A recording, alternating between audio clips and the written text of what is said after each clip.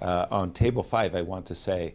We'll come back to that. Yes, sir. We're seeing sure. Another Najdorf. And Garry Kasparov, 3 blacks. And he's going bishop g5. Wow. You know, the whole lineup of people. If you're going to play queen c7, these top players are saying, look, Garry, if you're going to play this old line and face difficulties, I'll do it. And somebody will have to come up with a novelty. Everybody's been watching the games, I guess. The players are going back to their rooms, and they're saying, let's play this line against Garry Kasparov. Yes, sir. I'm telling you, this is the problem, yeah? And they're going to smell blood in the water. These are sharks you're dealing with. Absolutely. Viswanathan Anand, despite the fact that he hasn't played in a year and a half, 16 months by now, he's been coaching a lot. He's been helping the raising the talent in India right now. And those guys are at the top of their game. Their theoretical knowledge is unparalleled and is helped by Viswanathan Anand, of course. So he's been keeping a very close connection to the world of chess and exactly what's happening in the theoretical world of chess. That's what I'm concerned. That's why I'm concerned.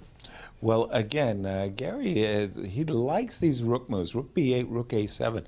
I'm not a big fan. I'm thinking that I like what you said earlier. Get in that move h7, h5 before a piece lands there. That was not Garry's choice. Garry played rook b8, and whoa, a completely different approach by Vishy. b2, b4. Wow. That's, as a chess coach, you say, do not try this at home. What on earth is he doing?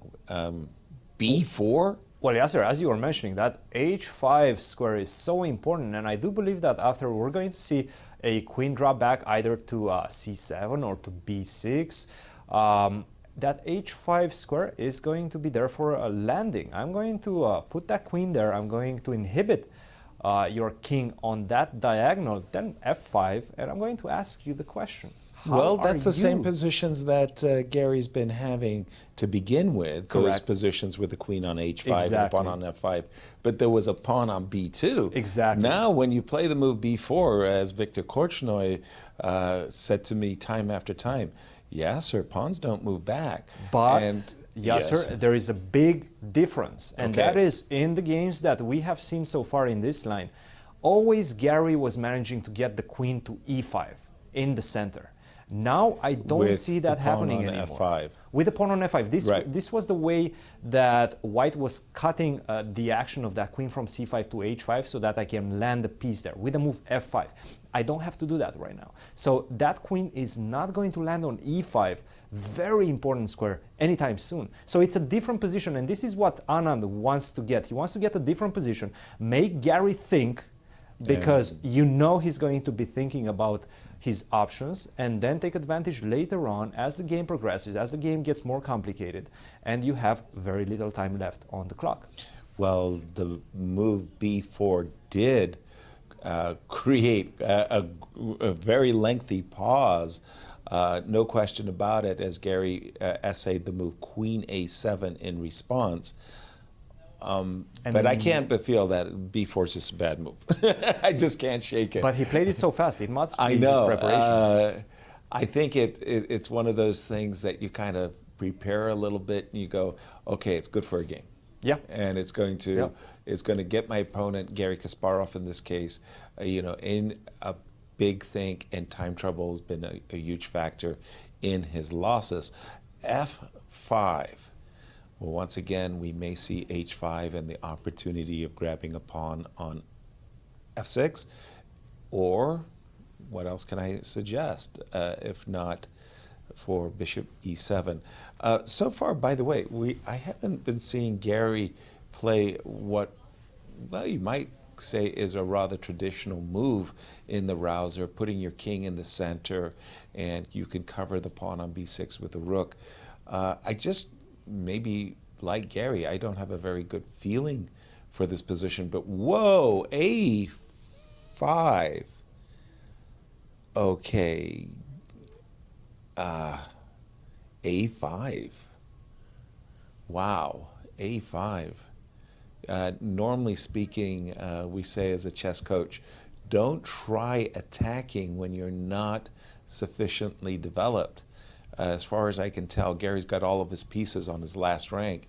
The move A5, to my way of thinking, is a serious overreach. Those rules, Yasser, they'll fly out right the out window the window. Yeah, when yeah, White yeah. plays the Principles. move B4. They're not rules, they're principles. When White plays the move B4, those principles are out the window.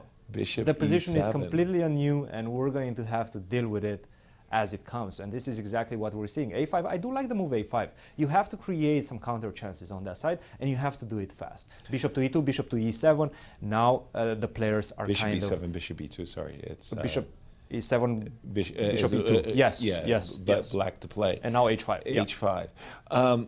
Certain questions. After A5, I think I would have captured on E6 so that you have to take with the pawn not to allow knight D5.